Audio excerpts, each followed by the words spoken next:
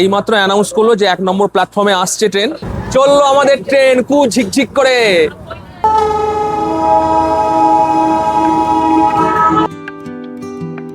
ছোটবেলা থেকেই পাহাড় বলতে যে জায়গাটা জানতাম সেটা হলো দার্জিলিং। দার্জিলিং মানেই চোখের সামনে ভেসে উঠত পাহাড়ের কোলে সাজানো ছোট ছোট ঘরবাড়ি, চা বাগান আর ধোঁয়া উড়িয়ে ছুটে চলা টয় ট্রেন।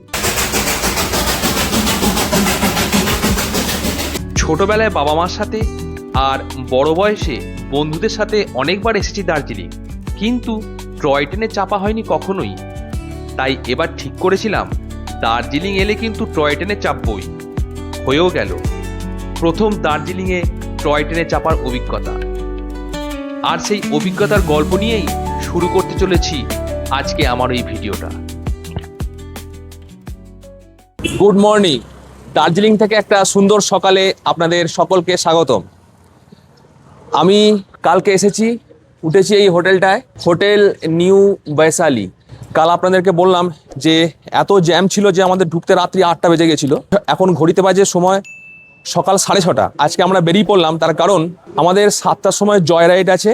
তো সেই জন্যই আমরা যাচ্ছি 7:15 ট্রেনটার টাইম। এখান থেকে মিনিট 4 লাগবে যেতে। আমরা যে হোটেলটায় আছি সেই হোটেল থেকে যদি মেন রোড দিয়ে যাওয়া হয় তাহলে অনেকটা রাস্তা, ওই জন্য এইটা হচ্ছে শর্টকাট। সকালবেলা দার্জিলিং, মেঘে ঢাকা, শান্ত নিরিবিলি দার্জিলিং।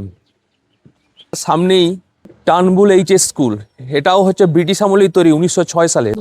রাস্তাটা একদম খারাপ, 45 ডিগ্রির নিচে নেমে গেছে। নামতে তো খুব সুন্দর লাগছে, কিন্তু উঠতে যা অবস্থা হবে বোঝা যাচ্ছে। চলে এলাম দার্জিলিং স্টেশন, যেটা হিমালয়ান মাউন্টেন রেলওয়ে স্টেশন। সেই স্টেশনে চলে এলাম। আমাদের 7:15 থেকে জয় রাইড আছে। তো এই হলো স্টেশন, খুব সুন্দর স্টেশনটা দেখুন। এই প্রথম চাপবো টয় ট্রেনে। এই হলো ন্যারোগেজ লাইন, আর এই ন্যারোগেজ লাইন দিয়েই আমাদের টয় ট্রেন আজকে ছুটবে। আর এই যে সামনে যে ট্রেনটা আছে, এই ট্রেনটাই 7:15 বেরোবে। এখনও এর ক্লিনিং চলছে। আকাশ পরিষ্কার থাকলে এইখান থেকে সুন্দর কাঞ্চনজঙ্ঘা দেখা যায়।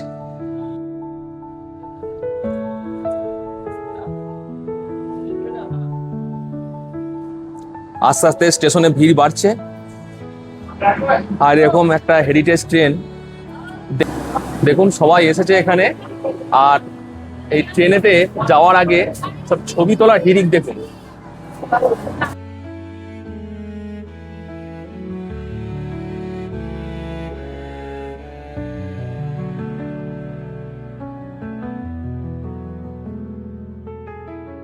এইমাত্র অ্যানাউন্স করলো যে 1 নম্বর প্ল্যাটফর্মে আসছে ট্রেন। এখন দেখি কখন আসে। পাশে যে ট্রেনটা ছিল ওটা ছেড়ে বেরিয়ে গেল, ওটাই মনে ঘুরিয়ে লাগাবে কিনা আমি জানি না, দেখি। এই হলো ট্রেনের ভিতরের কন্ডিশন। দুটো করে সিট আছে, এরকম টোটাল 4টে কামরা আছে। এই ট্রেনটা দার্জিলিং স্টেশন মানে হিমালয়ান রেলওয়ে স্টেশন থেকে ছেড়ে এখান থেকে বাতাসিয়া লুপ হয়ে ঘুম স্টেশন হয়ে আবার এই দার্জিলিংয়ে আসে। মোটামুটি 2 ঘন্টা মতন টাইম নেয়। চললো আমাদের ট্রেন কু ঝিকঝিক করে। ছেড়ে দিল আমাদের ট্রেন। সবাই খুবই এক্সাইটেড, অনেক দিন ধরে চাপার ইচ্ছা ছিল।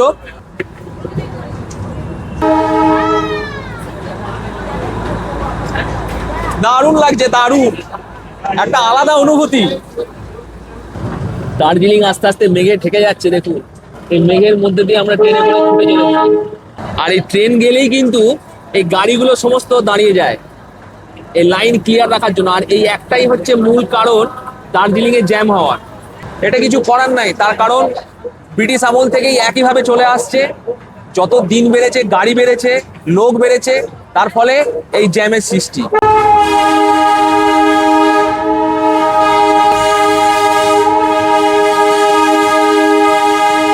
ছোটবেলা থেকেই দার্জিলিং আসতাম, দেখতাম টয় ট্রেন যাচ্ছে, চাপিনি। আজকে সেই সুযোগটা হলো। দার্জিলিং এর ওয়েদারটা একবার দেখুন, চারিদিকটা পুরো মেঘে ঢাকা একদম, তার সঙ্গে গাড়ির জ্যাম। দার্জিলিং যদি আসেন এই টয় ট্রেনটায় চাপবেন, দারুণ লাগবে।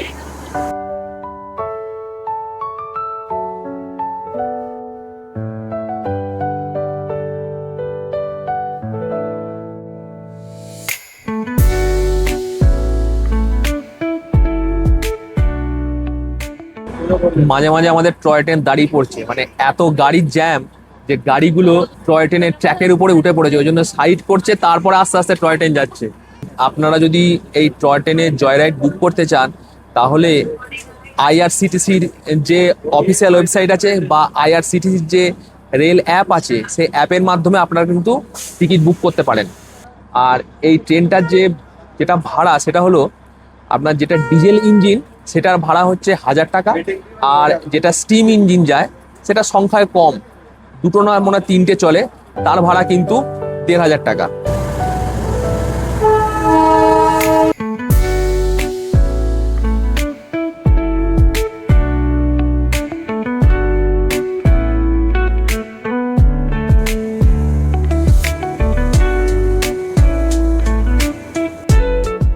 কিছুক্ষণের মধ্যেই পৌঁছে গেলাম আমাদের জয় রাইডের প্রথম হল স্টপেজ বাতাসিয়া লুপ।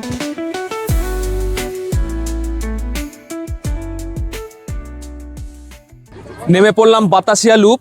এখানে আমাদের ট্রেন 15 মিনিট দাঁড়াবে, তো 15 মিনিট একটু চারদিকটা ঘুরে নিই, দিয়ে তারপরে আমাদের ট্রেনে উঠবো।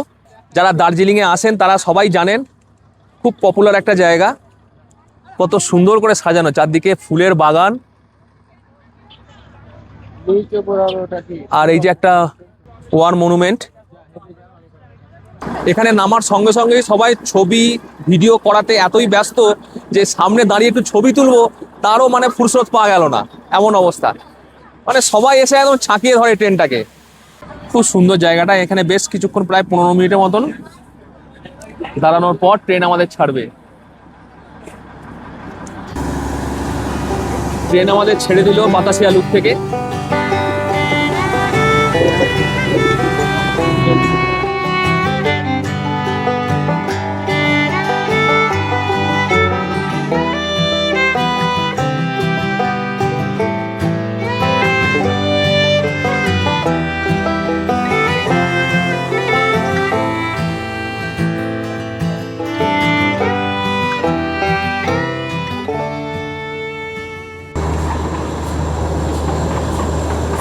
ট্রেন আমাদের চলে এলো ঘুম স্টেশনে, ভারতবর্ষের মধ্যে সব থেকে উঁচু রেলওয়ে স্টেশন ঘুম স্টেশনে।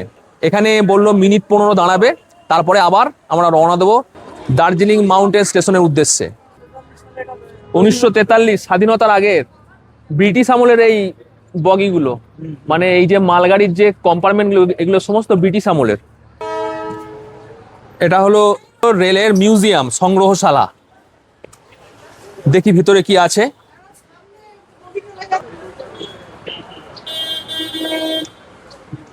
এই হলো রেল মিউজিয়াম।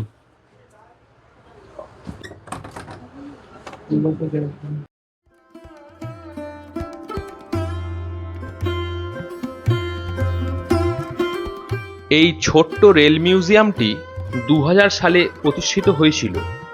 এখানে দার্জিলিং টয় ট্রেনের ইতিহাস এবং প্রকৌশলগত বিস্ময় তুলে ধরা হয়েছে।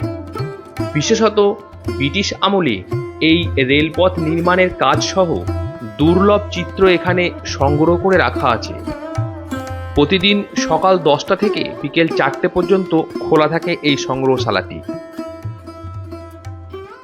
1407 ফুট উচ্চতায় অবস্থিত এই ঘুম স্টেশন।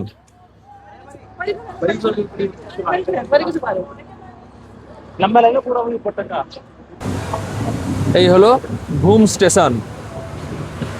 ট্রেন আমাদের ছেড়ে দিল ঘুম স্টেশন থেকে। এবার আমরা রওনা দিলাম দার্জিলিং স্টেশনের উদ্দেশ্যে।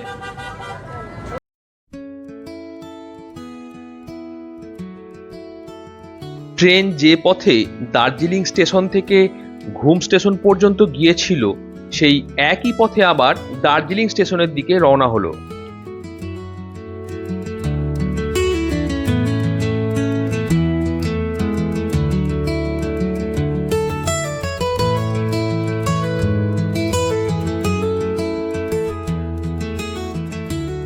আমাদের জয় রাইড কমপ্লিট হয়ে গেল। একটা অসাধারণ অনুভূতি, না চাপলে আপনাদের সেই ফিলিংসটা হবে না। আমাদের এই ট্রেনটা আমরা এখান থেকে যাত্রা শুরু করেছিলাম সকাল 7টা 20 থেকে, আর এখন বাজে 9টা 20, মানে পাক্কা 2 ঘন্টার মধ্যে আমাদের এই জয় রাইড কমপ্লিট করে দিল। তো আপনারা যদি আসেন, যদি টিকিট পান, তাহলে অবশ্যই কিন্তু এই ট্রেনটায় চাপবেন। দারুণ অনুভূতি। এবার আপনারা যদি বলেন যে এই ট্রেনটায় চাপলাম, এই ট্রেনটার ভালো দিক কি খারাপ দিক কি, সবটাই ভালো দিক, খারাপ দিক সেরকম নেই। তবে একটা কি, ট্রেনটার ভাড়াটা একটু বেশি। যতটা তুলনামূলক ভাড়াটা, তার তুলনায় কিন্তু পরিষেবা কিছুই নেই। প্রচণ্ড ট্রেন জার্কিং হয়, তবে কিছু করার নাই, একটা হেরিটেজ ট্রেন তো এইগুলো একটু একটু হবেই। তবে ওইটুকুনি বাদ দিলে বাকি জার্নি একদম অসম জার্নি, দারুণ একদম। আমার এই ট্রেন জার্নির ভিডিও আপনাদের কেমন লাগলো অবশ্যই কমেন্ট করে জানাবেন। যদি ভালো লেগে থাকে তাহলে অবশ্যই লাইক দেবেন, আর যদি আমার চ্যানেলে নতুন হন তাহলে সাবস্ক্রাইব করে পাশে থাকবেন।